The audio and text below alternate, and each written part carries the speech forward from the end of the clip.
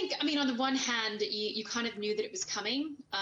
It was a little bit of a relief just to have a bit of finality to it.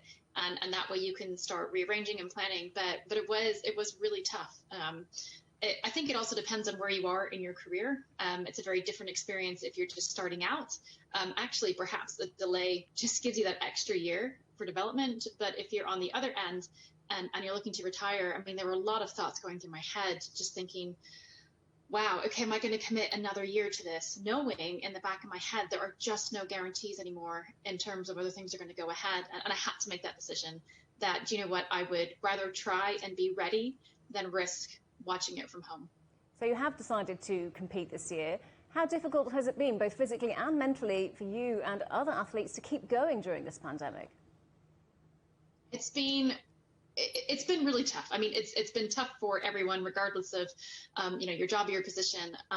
But in terms of athletes gearing up for the games, it's hard because you have, this, you say a 4-year cycle, but actually it's been your entire life gearing up to this point. And you've got the possibility weighing in your head, one, that it might not go ahead, but two, it might go ahead and you may not be ready. You may not be in the shape that you want to be. And I think, you're also conscious that the position is different all around the world. And in many ways, it's not going to be a level playing field, depending on where you live and different restrictions.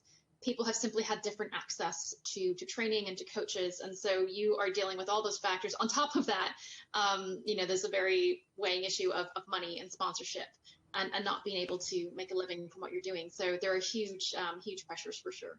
And you mentioned the uncertainty there about whether the games will actually go ahead. How hard has that been to deal with?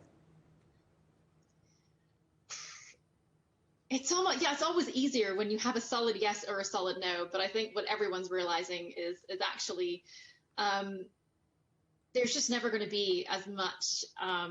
I think we've lived so long under this illusion of security and certainty, and actually real life just isn't like that. And this probably has highlighted that. And there are so many things in life where you commit to and you hope it's going to go well, but actually we have no idea. And so I think we're just learning how to live in different headspaces, how to adjust, how to be creative and make the best of what is a really, really difficult situation. And one thing that's also still being decided is whether spectators will be permitted to attend the Games. How important do you think having fans there to support you and the other athletes is for those competing? It really is huge. I mean, it is the crowds and it is the environment that separates out the Olympics and Paralympics from other events.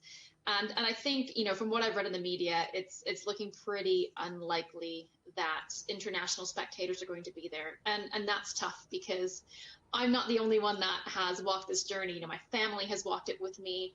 They've seen it from start to finish. They're the ones that were there and saw the ugly moments in the hospital after the accidents and learning how to run again. And these are the people that I desperately want there, for the really great celebratory moments. So again, it will be tough. I mean, fingers crossed, we are at least going to have Japanese spectators there.